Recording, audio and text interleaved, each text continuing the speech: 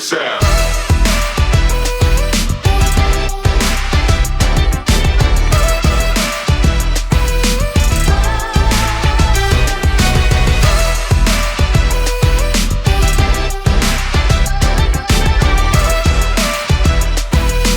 Live from Zoom, it's National Storytellers Night. To be a part of the live Zoom audience, all you have to do is sign up at newwritermedia.com. Best of all, it's free. Please give this video a thumbs up and subscribe to the channel. Boop. Now, without further ado, here's the meeting.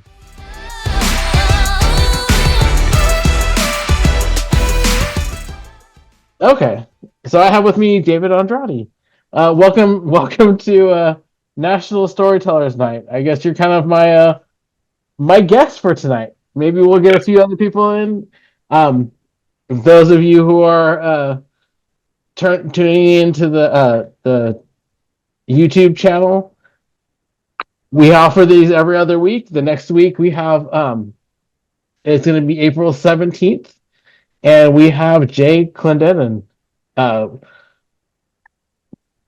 portrait photographer to many of has done many portraits of stars, and he's going to be part of our conversation next week.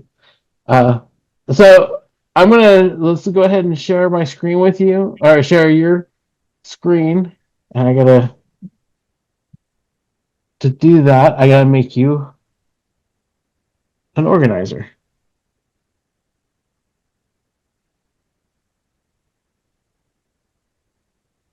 Yeah, and if you'd like, Matt, I can tell you a little bit about what I'm going to share.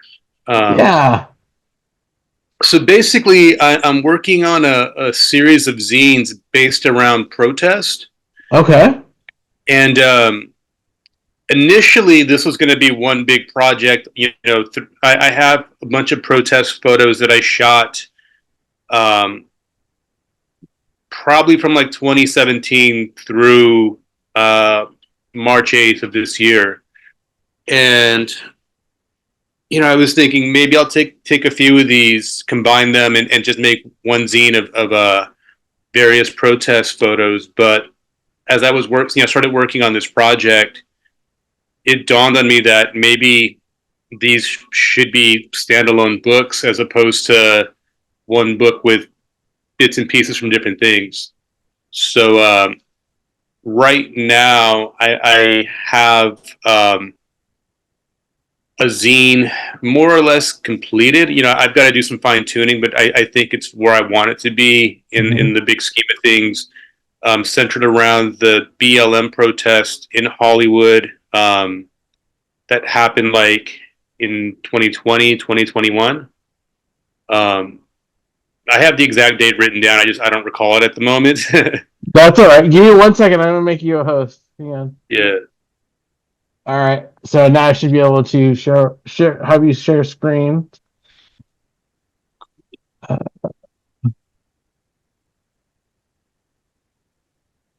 Got it. Okay. And you should be able to. There you go. Got it. There we go. Yeah. So right now, it's at about 50 pages, and let me open up the covers as well. You'll probably want to see that. So what got you interested in doing protest photography? There was just a lot of protests happening. I live in LA, so there's always something happening here kind of like that. And so as someone who shoots a lot on the street, it just wasn't. It's always been an easy thing to go to a protest and shoot interesting looking people. And I shoot a lot of like documentary style work, anyways. So this, I think, is what more or less got me into that field. That kind of photography as a profession.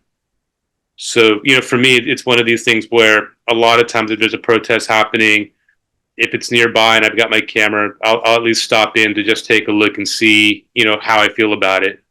Mm-hmm. Well, and it's important for a photojournalist to keep the camera with them at all times anyway.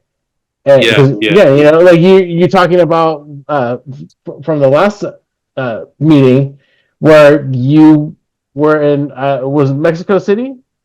Yeah, yeah, that's the last protest I shot. Yeah, Yeah, and you were there and it happened, and it's amazing what how sometimes those found protests or those found moments are just happen like right in front of you, and you have to have the camera with you in for such an occasion. yeah, and so the photos that I shot in Mexico City are a part of this project as well, and that's actually where I got the inspiration to say, you know what, let me take some of these images, put them together, and see how they look. Um, in a layout, maybe I can make a book or a magazine out of these. And as I started working through them, I just realized I have way too many photos that I like that I think should be shared. So let me split this up into three separate projects and not one 150-page book. Mm. So the idea that you're going to make this kind of a monthly zine or a, a I think what I'm going to do is just drop these probably once every 4 months or so between now and the election. mm-hmm, Uh, since the themes I think are going to be pretty relevant to the upcoming election here in the U.S.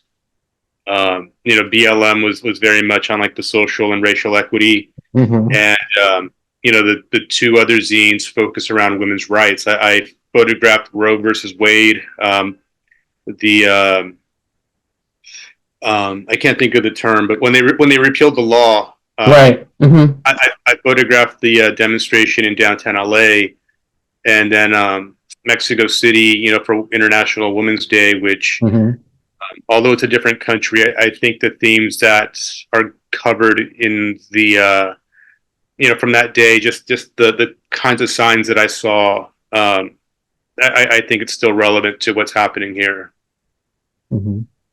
You So know, that's yeah. So as far as the zine goes, is this something that you're going to print and then um print have it print out on like print on demand? Like what are your thoughts on as far as a zine goes? Because this is kind of an interesting thing. You're an independent photographer, and how do you get as an independent photographer? How do you get your stuff published?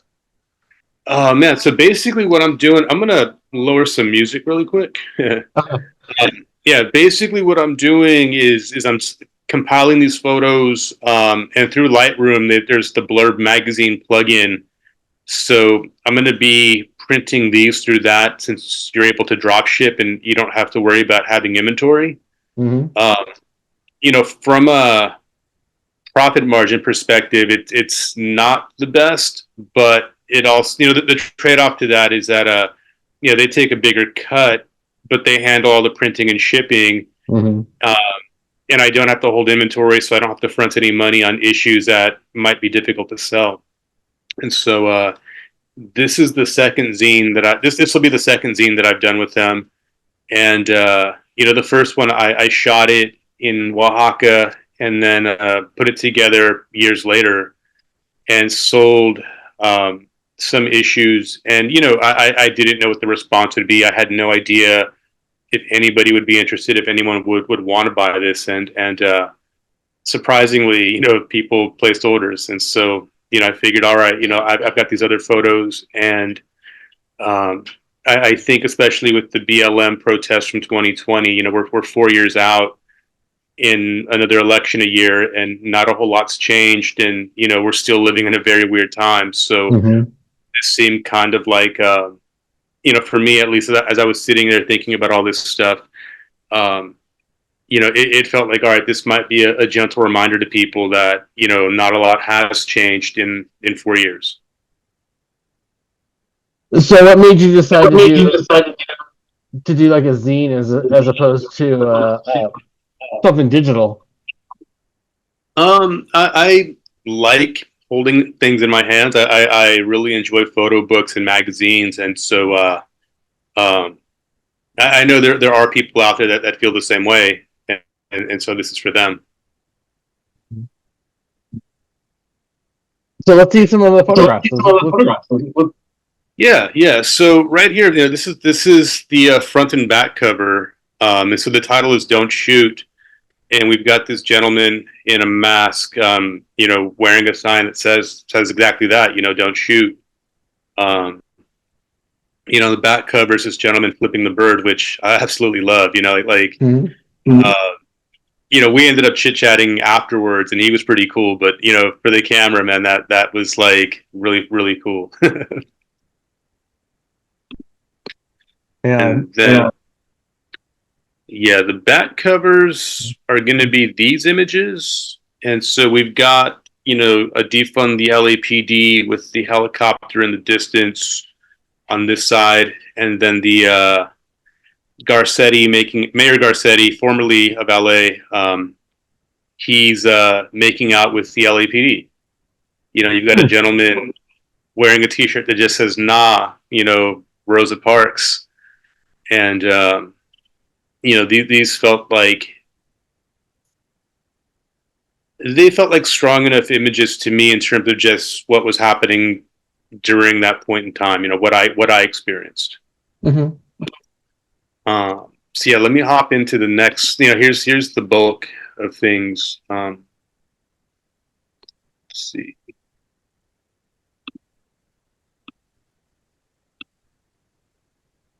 There we go. Yeah. So, how would you like to do this? You want me to just skip through and talk about things, talk about each and every one of these things? Yeah, let's go through it and like kind of talk about how did you get to that position and how you took the photograph and what you're looking for.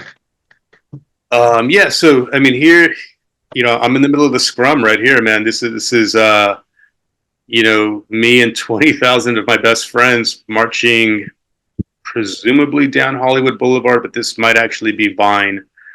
Um, on our way to Hollywood Boulevard. And again, you got the helicopter, you got the big Patron advertisement, and um, one of the things that I tend to gravitate towards is looking at the signs people are holding, because sometimes they're really funny, sometimes they're very direct, you know. But throughout all of this, you're going to see a lot of different types of signs with different messages, and sometimes the signs are the focal point. Other times, they're not, but they're still there. And in this situation, you've got the big Patron advertisement up top. That's a light, so that at night that glows. Um, and you've got all the protest materials down bottom, and with the way the buildings kind of have the leading lines like that, like at the woman's fist, with the bright pink nails, it all just seemed to make sense to me as an image, that we would start off this way. Uh, and this is also on that same street. And since we were marching, we were the path of the protest was down Hollywood Boulevard. I felt like I just needed to take a sign in front of this Hollywood sign. Take a picture in front of this Hollywood sign, even though this isn't actually on the boulevard. That's where we were and where we were heading. Mhm. And yeah, so we were on Vine Street, and down here is one of the principal organizers of the event, and I believe he's an actor as well. And I just liked the way we've got the red light, Vine Street, and the light pole sort of curves a little, so it kind of just hugs everything into the center. So did you get a chance to? I mean, you went to LA, but I know during this time there was also a lot of protests going on in up in Sacramento. Uh, did you get a chance to go to some of the? Like, do you when you're deciding on what you're going to photograph, not just that it happens to happen in front of you, but do you do any planning and going like, well, here's going to be a protest, so maybe I should figure out a way of getting myself to that position. I didn't leave town for any protests during that point in time. I was pretty much in LA for the entirety of 2020 and 2021. Um, as far as planning ahead, yeah, this was definitely a protest that I planned ahead for, and knew I was going to spend the better part of the day there. So um, I got there pretty early, early enough to figure out where the start of this thing was, and where my exits were and that sort of thing. Um, and sometimes I've got the luxury of knowing ahead of time that something's going to happen, but I would say largely I tend to find out at the last minute and then have to just hustle to a place. Well, and that's the way photojournalism is.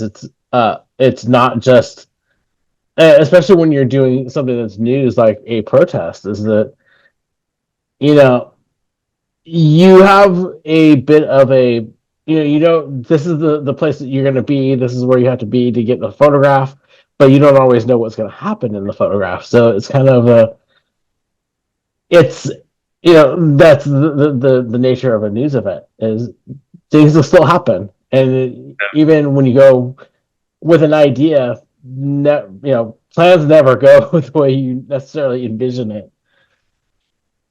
Yeah, yeah, yeah, things change pretty frequently, so you just got to be flexible. Mm-hmm. Uh, again, I mean, we're still on that same corner, that same street, and you can see, there's a ton of people out there. You've got the iconic Capitol Records building, the Patron advertisement in the distance, and to me, this is something where I just had this sense that I'm never going to see something like this again. Um, Take a picture. Right. Well, that's I mean, especially with this happening around, and it's kind of an interesting thing when you think about it, is that this time frame, we're in the heart of the coronavirus, um, COVID-19, and people are being there's a lot of social comments, like social angst that's going on, not just with BLM, but like you know, just with people being kind of stuck in their homes and not being able to go very far. And for me, it didn't surprise me that protests like these didn't start happening. Mostly because a lot of people are kind of like almost not connected to the rest of the world, and you know, it almost seems to me like that is one of the things that kind of was kind of a boil over point that um, that maybe caused a lot of people to do more protesting.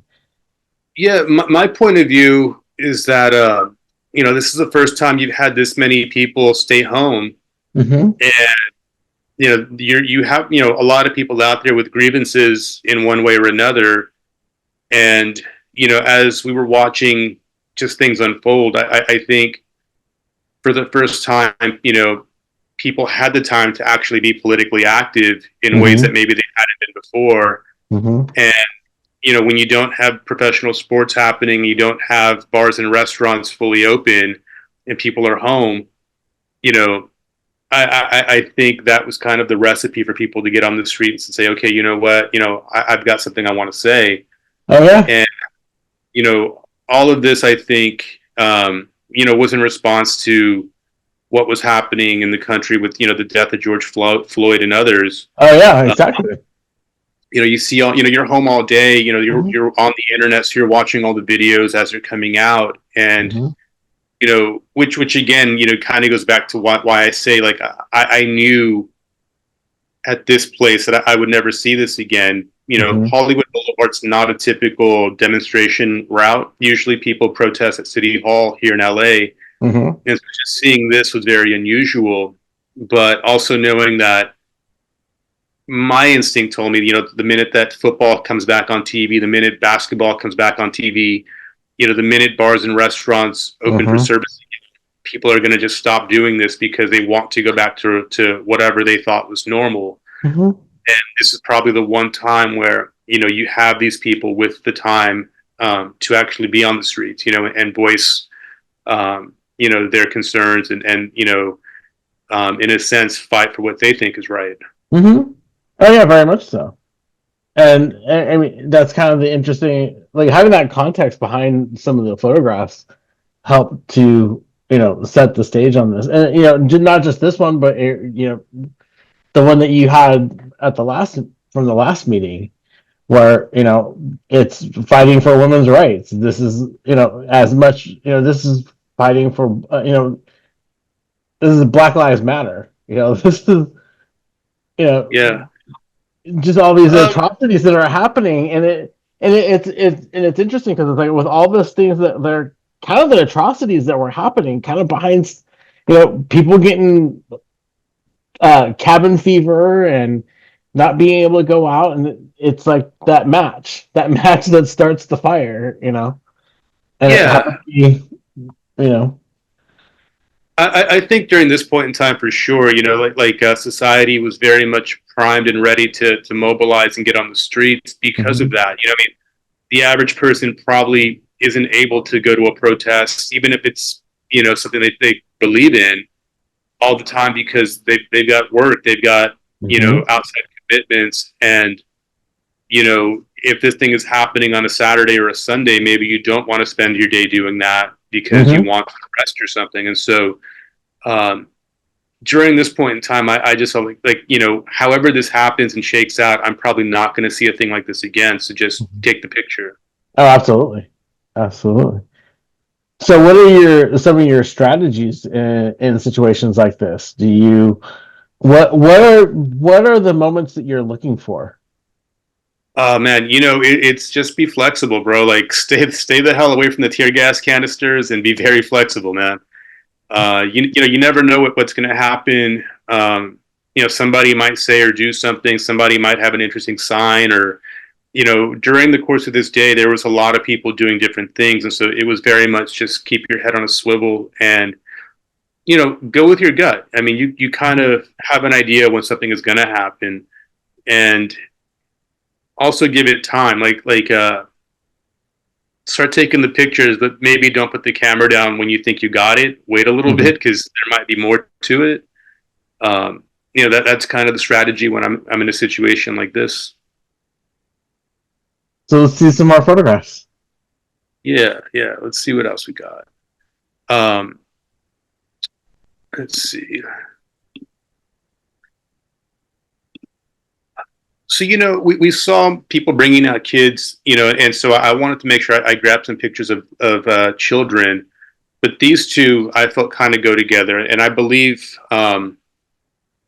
they're facing pages, and this woman basically has a sign that says your kids should feel as safe as my kids, and that was something that I heard a lot in Los Angeles during this time. Um, a lot of the protesters that would show up on TV, for different things, they were echoing this, and so to see people bringing their kids out, with signage like this, it resonated because I it reminded me of when I was a kid. I went to school in some very underserved. I went to some very underserved schools growing up, and I also had the chance to go to some schools that were in better areas that had more resources. And so you kind of see, okay, when you're going to school in the hood, you maybe don't get matching books. If the class is overcrowded, you don't get to grab a chair sometimes. And in those situations, it can be kind of chaotic and at times can get dangerous. Um, whereas in some of the nicer neighborhoods, they have the resources to fund things. And so, the feeling of, being unsafe as a student wasn't quite as there. And so, um, as I was looking at some of this stuff, I mean, that's what it reminded me of, as I was walking through and seeing signs like this, it was just the experiences I had, um, having gone to schools on different sides of town.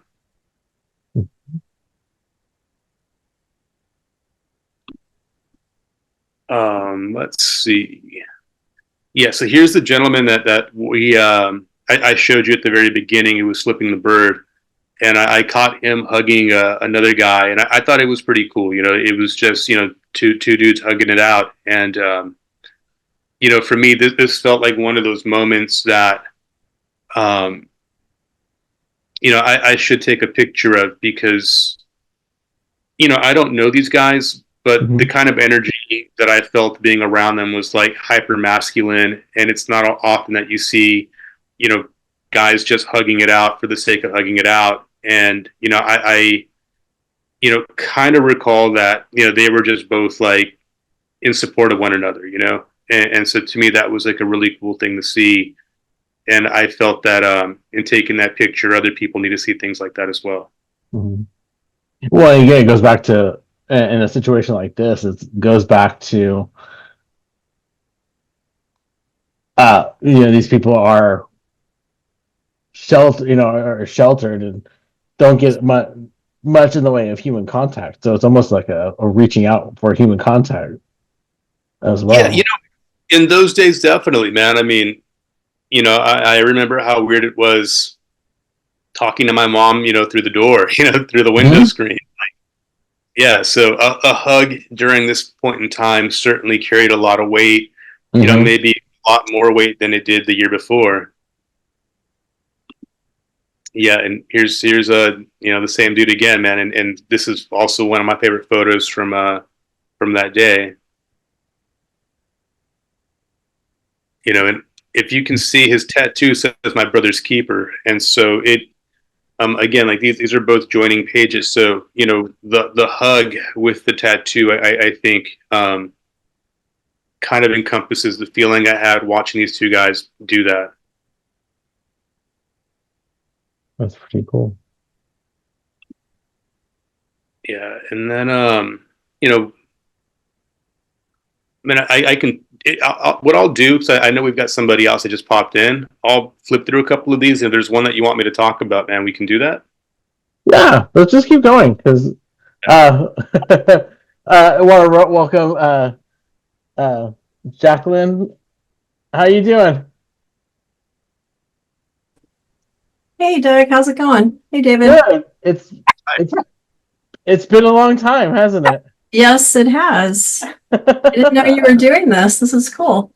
Yeah. Well, this is my second night, and we got Jay coming on next week.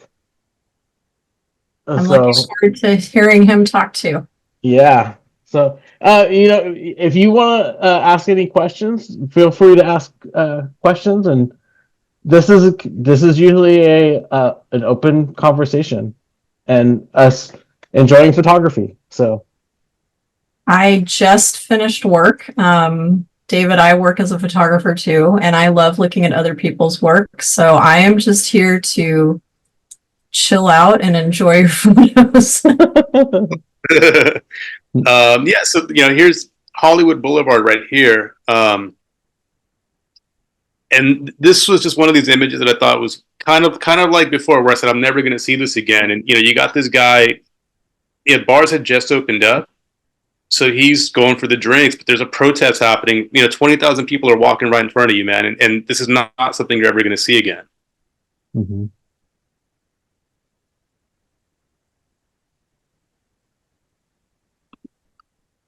And I caught the other side of that, and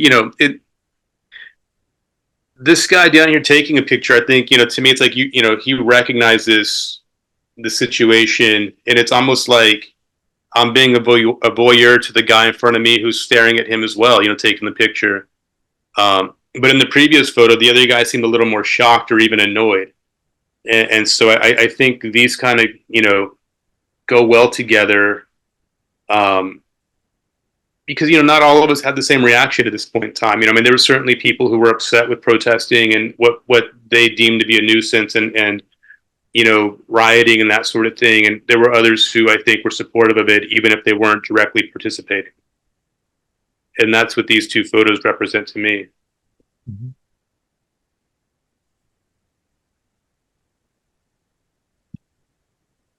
And then this here is a spread, and I apologize that you're not going to be able to probably catch it because of the way the PDF is formatted right now. But basically, it's just this mob of people walking down Hollywood Boulevard, and just catching it. Hello, Hollywood, with the American flag upside down, and just so many people, with really nice light. I think this is probably my favorite photo from the day. Can you go back one on this one? Yes. I just realized that you also captured in the background Hello Kitty taking a picture of the group. You're right. Yeah, yeah. Oh yeah. Good catch. So I came in late. I apologize. How how did you get started doing photography, and where are you trained somewhere? Are you self-taught? Oh man, so my art background is largely graffiti and some fine art, through high school and some college credits. I didn't pick up a camera until after I graduated from undergrad, and I'd gone on a trip to South America back in 2008, and my younger brother gifted me a point and shoot. I had zero intention on being a photographer or anything of that nature, and just took a bunch of pictures in South America for a couple of months. And after that, I've kind of just kept a camera with me ever since. And so um, mostly it was a hobby, and then I made the decision to pursue it as a profession in 2019 after getting out of the restaurant business. And so I've been shooting a lot of street photography, and then shooting some documentary work for nonprofits, and then some commercial work. Now it sounds like you started right before COVID, and in my experience, COVID really killed a lot of my freelance work. So I'm wondering if that happened for you. Um, no, I mean I started right. Yeah, like I left the restaurant business in December of 2019, and had some small fashion clients that I was working with here in LA right before, and that's kind of what led me to think, okay, I should just focus on this. So some of those guys, yeah, I wasn't able to work with them for a while, but because of my interest in street photography, I spent a lot of the time in the pandemic just shooting on the street, shooting empty streets and grocery stores and that kind of thing. And it was during that time. So I shoot as a contract photographer for World Central Kitchen, and it was during that time that I started picking up a lot of work from them because of their response to COVID across the country. And so I shot a lot of LA, a lot of the food distribution sites in LA. I shot for them, as well as events and some other things. And so um, because of the nature of that NGO, this was a busy time for me. And so I just got a lot of practice in with them. And then when I wasn't shooting with them, I was on the streets shooting things like this, shooting empty streets, shooting, people who live on the streets, just shooting my day to day. And then as things started opening up, I started working with a couple of other NGOs, and then, started dipping my toe into the commercial world a little more. Okay, that sounds cool. Yeah, I can see that you would have had a lot of work shooting that kind of photography during that time, because there was a lot of people that needed help. Um, what what are you doing now? Like, who are you working for? And you said you like street photography, which is also one of my favorite types of photography too. I still shoot for World Central Kitchen.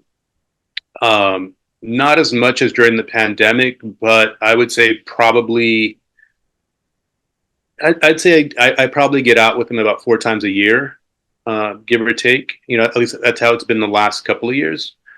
There's a couple of other nonprofits in the LA area that I shoot for as well. Homeboy Industries being one of them.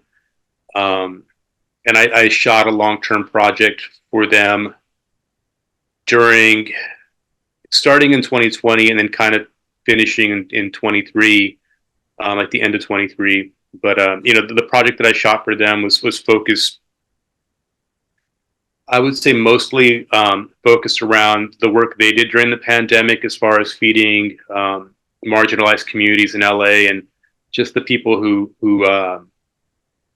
put the food together, and kind of their stories, and what what brought them to Homeboy Industries. And I'm not sure if you're familiar with Homeboy Industries, but they're like the largest reentry program in the country. So basically, if you've been incarcerated, when you get out, if you live in LA at least and need a job or need some kind of assisted services, that's kind of like a one-stop shop. You go there and they've got a whole program set up where you can get a GED, get job training, that sort of thing. So I photographed a lot of those guys and then shot a doc. I'd say like a mini doc, like a short for them as well. Do you still do like a lot of stills of the people that use their services? Not lately. I did a lot during that time, and I had an art show, like a photo exhibit. I was part of a group show in October, and those images were showed at a were shown at a LA City Hall. And I had been trying to find a home for these images for quite some time. So it was kind of nice to have them in the center of the city like that. But yeah, I haven't shot stills for them. It's been a few months. Yeah. But you don't mostly do video for them. You shoot video. No, it's photography mostly. Like I have shot video, and the documentary that I shot, we shot it with the kind of the idea that this is probably a once in a lifetime event. As far as the pandemic, the closures, and just the response and how people kind of across different economic lines needed help in different ways. And so I shot just a ton of video showing these men and women who I would say society tends to look down upon, really stepping up and putting their best foot forward and feeding people, just regardless of differences they might have. They still showed up to take care of people.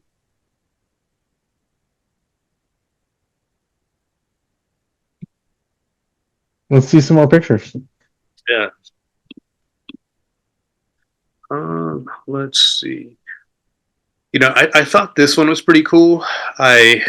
This one, I didn't have a lot of time to take this. I happened to just walk by and just put a camera in this woman's face and caught this note right above her. And it kind of felt right for the day, the kind of day that this was.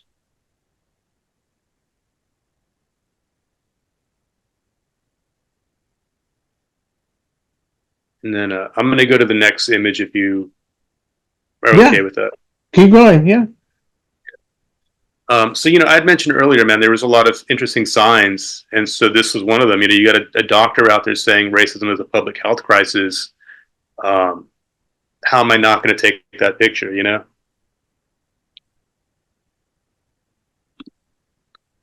And, again, I've got this guy side by side with this sign, which as a doctor, and we're talking about COVID and, this public health crisis, stay home with you when you're sick, it all just seemed to make sense to me in terms of placement.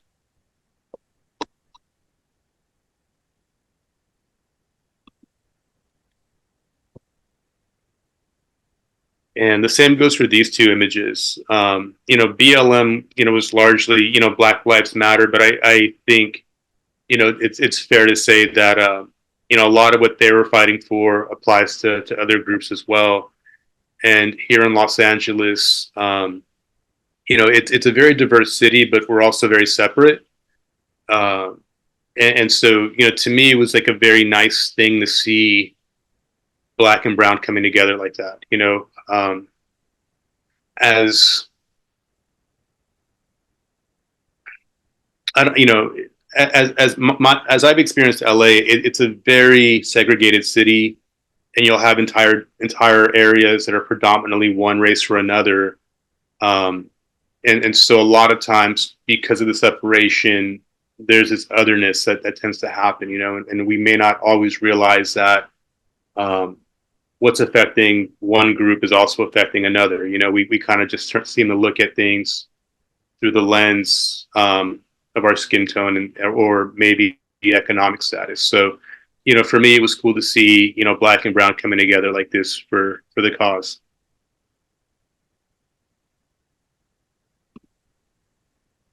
Um, this photo, it's one of those things you don't see, too often on the news when they're showing protests, is people helping each other, complete strangers handing out water. I have a number of photos like this where it's just people handing out, Ziploc bags with snacks, with um, electrolyte, with maybe a small bottle of water or like a juice box or something. And, same thing, here's a Jeep and these guys were just out there handing out oranges and snacks to people so people didn't dehydrate or get too hungry.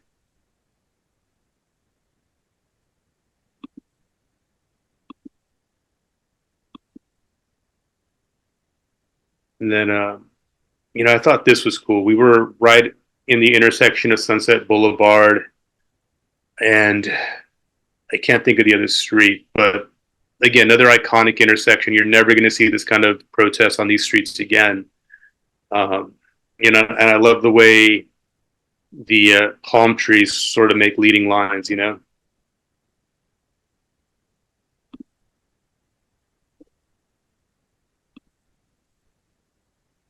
then we had, what I noticed that day at this particular event is there was a bunch of restaurants who were probably going to be closed or maybe not make a lot of money anyways, just coming out to support and just giving out food to protesters.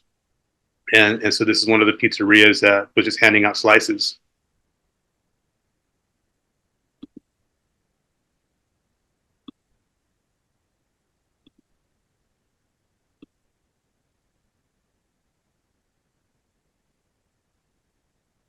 So I joined these two as well because you've got this woman with the flag stating that, stolen land, and this gentleman here with a hat that says you're on native land. And so, I felt compositionally these two images should, be together.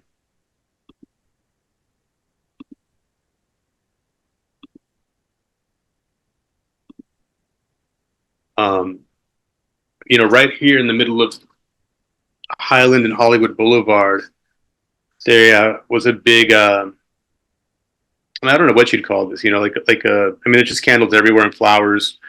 And people had the names of people who'd either died as a result of police brutality, on notes or on some of the candles, or they had photos, they had images of Breonna Taylor, that sort of thing, George Floyd, and so this was this space right here. It felt almost like being in church. You just kind of quietly observe and pay respects. And so, again, like Hollywood Boulevard, this is right in front of the Hollywood and Highland complex, which is where the Mann's Chinese Theater is at. This is right across the street from where they filmed Jimmy Kimmel. You're never going to see this again.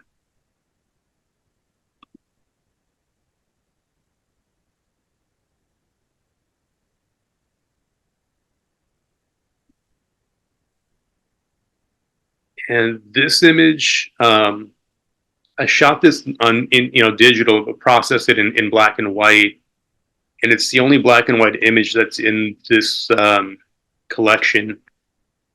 But just something about the way this young lady was standing on this car, it felt right in black and white. Like it felt like truly a frozen moment.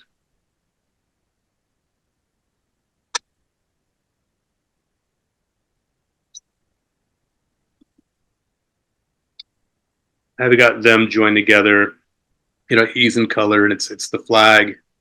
Um, I like the sign in the back that says our blood is the same color. Um, again, for the reasons that I'd mentioned earlier, LA being a very segregated city, it was nice to just see people of all walks of life coming together for what I think is a good cause.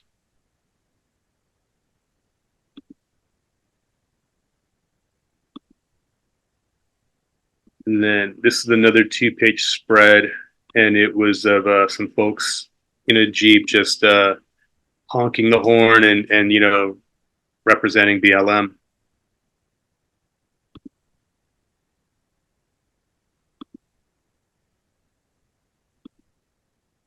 Yeah, and this is where we finish up.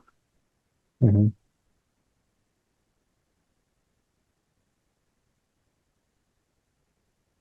So, has this one already been published, or is it the next one to be published? No, this will be next to be published. I was just writing some thoughts down that I'm going to include as an intro today. Um, and what I'll probably do is just send this out to Blurb to get proofs back and just see what it looks like, what it feels like in my hands, and then take it from there. Make any adjustments that need to be made, and if it looks nice, I'll put this on my Instagram, and that'll be that. What is your Instagram? It's at the cousin Dave. Can you put it in the chat? Sure. Thanks. Yeah, and I'm gonna put I will when I publish this out to the channel, the YouTube channel. I'll definitely make sure you send those to me too, because I'll definitely put those in the show notes. How do we do that? And what are some of your other do you have any other social media that people can get a hold of you? Instagram would be the primary one. I don't use Facebook so much, and Twitter I use, but mostly it's to find news events and that sort of thing. I'm not sure how to where the notes are, like the comments or notes. Oh, don't worry about those. I put those in the show notes for Okay. for when I do the YouTube channel. Okay, So, cool. And then, yeah. am I still sharing my screen, or is that's paused? Right. You're still sharing the screen right now. Okay. How do I? So I think we're done, right? Like you don't need to see any more stuff. Yeah, you should. You should be able to go up and where it says you'll Stop see like share. a little stop share. There you go. Okay. All right. Yeah. Now the Zoom interface looks more familiar. yeah. That's usually what happens when you're doing you're sharing your screen. So, hey Jackie, do you have any more questions for No, I appreciate you sharing. Oh, I see it down there. The cousin Dave. Got it. Yeah, I like Instagram a lot. I'm not really on many other social media, so I'll look for you there. Cool. But I enjoy that you share your images. And yeah, it's nice to see other photographers' work because sometimes you just get really focused on what you're doing and you need to take a break and look around and see what other people are up to. Yeah. What kind of work do you do? I met Doug in college actually, Mhm. and I worked for a newspaper group for about 18 years, and then we all got the axe. Yikes. And I actually worked for a science lab as a photographer up in Menlo Park. Oh, that's cool. I know I remember seeing that those weren't those newspapers closed? Oh, they still exist. There's one person left standing from our crew out of like 60 people, Wow. but they're a shell of what they used to be. Yeah, I mean I remember you I What were you remember gonna say, David? yeah, sorry David, go ahead. What paper were you at, if you don't mind me asking? I was with Barry and News Group. Okay. So you're in Los Angeles. This is up here in the San Jose area, the South Bay.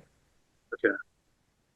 It was part of a group of newspapers for a long time too, the Silicon Valley newspaper group. Yeah, And, Silicon Valley Community Newspapers, Bay Area News Group. It just kind of got gobbled up, and almost like it felt like almost every publication around the Bay was owned by the same group. Mhm. Yeah, that happens. Yeah. So Jacqueline, this is a lot like our photo nights, and that's been the goal of these of the Yeah, and I national. miss those too. Those were Mhm. great. And it's Yeah. been, wow, I was just talking about this. It's been almost 25 years since I graduated San Jose State. So it's been a minute, Mm-hmm. I but went. I actually. It's been that long for me since I got my bachelor's degree, and then I went back and got my master's degree from San Jose oh, you State. did? Oh, good for you. Mhm. Yeah. So had Kim Komenich was my graduate uh, professor. That's funny that you mentioned him because he's actually coming to my work on Saturday because they're having a special showing. My work, one of our engineering teams has built the world's largest digital camera, and it's like the size of a Mini Cooper. Oh And so wow. they're having a private crew family day, and I invited him to come see it because he's a big astronomy guy. So he's Mhm. very excited to come check it out. But Well, that's what I've been photographing for the last 5 years. you gotta tell Kim, tell him I said hi, and he's gotta bring his students onto this because again, this was inspired by what we did at San Jose State, and I'm hoping Yeah, that. those were great. Those were great. And I'm glad that you're picking up the torch and doing this. And so how did you and David meet up? How did you hear of each other? Well, basically, I have been sending out stuff on Facebook and LinkedIn and stuff like that to try to get this up and going. And uh, I think Dave, how did you learn about this, Dave? I think probably. I I think LinkedIn. It was likely LinkedIn. Yeah. Oh, you know Yeah, what? I think I learned about it on LinkedIn too. yeah, and I, I know you signed up. You guys both have signed up for it, so obviously you don't. Otherwise, the only way you can get a link to the photo night is being a part of the signing up for it at the newwritermedia.com. And yeah, uh, and I'm starting a membership push on this. So for everybody I know there's only three of us on here tonight, but those of you who see this on the channel and share, just keep sharing this. I'm hoping to build up more people to come in, and I would love to see this to where we have a packed night for people who come in and see our photographers come in. And this is also not going to be just for still photographers. I'm going to invite, not just going to invite, but I'm hoping to get some more broadcast photojournalists in here to Mhm. show their work, and yeah, making it a night that we can all share our love for this the career that we love, the photojournalism. And uh, I'm hoping to get some more, maybe get some photo editors on here and even do a couple of discussion nights. I'd love to get do a a night where we discuss the trauma, the trauma of covering war, or I can't speak to that. That would be right. like a Max question. Well, one of the people that I'm hoping to get on here, my old my if you go to newwritermedia.com, you'll see some of the old podcasts that I've done.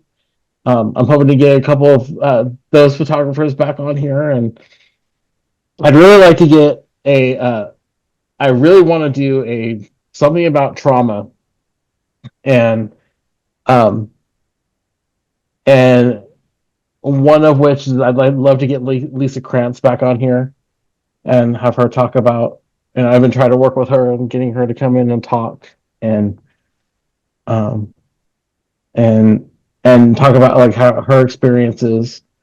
Um, yeah, I don't know if you've seen any of her stories, but she's done two stories that have ended in a very in, in a very ended with death in the story, and really, um, I did one with when I was doing Camera Slinger. I did one with Adam Vance, who he's a photojournalist in Florida, I think in Florida, and he was telling me about an experience he had covering a child that had been uh, killed and covering it with his family. So I'm hoping to get that's just one idea that I have. That I'm hoping to get some other people on here and really have a good conversation every other Wednesday and present a photographer and do some of these short stories so that people can show off some of their clips. I was kind of hoping they would get a couple of people who would show off their eclipse photographs, but unfortunately this time I didn't Oh, get any.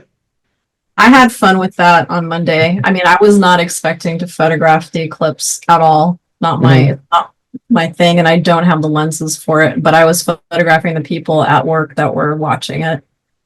So I brought my old Polaroid with me and just was taking. I felt like it was kind of a retro thing to sit there with these 3D type of glasses. They're not 3D, but the Right. glasses on. So I was taking Polaroids with those, Well, which was, and it surprised people. well, I mean, how so like the old time Polaroid camera? Yeah. Yeah. My Wow, dad's girlfriend cleaned out her garage and found a pristine one from, I guess, the 80s. And wow. so I got some film for it. Where do you get film for that? Did you go B&H or? I didn't buy it. I asked for it from my family, Christmas gift kind of thing. So that was Christmas presents for me was Polaroid film. Wow, that's kind of cool to see some of that old. I've always wanted. I still have my Nikon F3 that Is that the camera you started with? yeah, that's the camera I used to use. I brought with us to San Jose State that I I used to think I have at had a San Jose State. Minolta X9, if I can remember right. Mhm. It was like 1995. Yeah. Oh, I mean, oh God, we were 90. We were the last of the McNay era, Yep. and and like I said, this is what I wanted. This is what I want this night to be. Is kind of like those NPPA nights, and have the presenter, and then have like remember when we would go back to Max and Hmm. Kevin's apartment and have that conversation. It's kind of like the idea that I'm having with this. That I still I have know. my signed James Noctway poster from one of those nights. Yeah, well, that was when we went to Berkeley. That Knockway was. Oh, was it? I thought he Yeah, also came to San Jose. no, we had the National Geographic photographer. What was his name? I thought that was him, but I mean, No, there were yeah, other ones too. we had so many people there, and I'm I mean, hoping you're to. right. I think we did go somewhere to see James. Because Well, I'm hoping for the best for you for this. I think that would be great. And if I yeah, can help in any kind of little way to push you forward and get more people on here, I'll do my best. well, share it with as many people as you can. If you know, um, as the emails go out, I'm going to be doing a membership push, so I'll be throwing out an extra email to the group and just share that with anybody that you can and say, hey, take this. It's going to have a link to where you can sign up for your own um, to get your own membership to this, and it's free. Like it's not like anyone has to pay for the membership. It's just I'm trying to build up as many people that we can get into these Zoom meetings. That sounds great. So I gotta check out because my dinner's here. But David, Well, it was great seeing your images. I have followed you on Instagram, so I look forward to checking your stuff out. Thank you. And I hope you all have a great evening. yeah, and Uh, I think we're gonna wrap this up for tonight. Um, for those of you who check us out on the YouTube channel, come over to newwritermedia.com.